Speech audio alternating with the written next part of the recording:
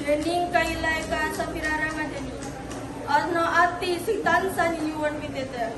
Ngeraos tresno nanging ora nyekel. Ngupaya nanging ora ngarep ganjaran. Iku ati sing wis ngerti makna ketresnenan. Tulus iku kaya banyu mili, ngalir tanpa kendhat. Ora protes senajan ngliwati watu. Ora sombong senajan maringi urip. Tresno tulus ora rame ing tembung.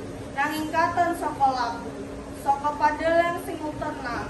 Saka tangan sing nulungi tanpa swara. Gusti, paringana kula ati sing tulus, sing ora gampang luntur amarga kecewa, sing tetep nyayangi senajan ora dieling, sing isih ngedunyan senajan wis lali.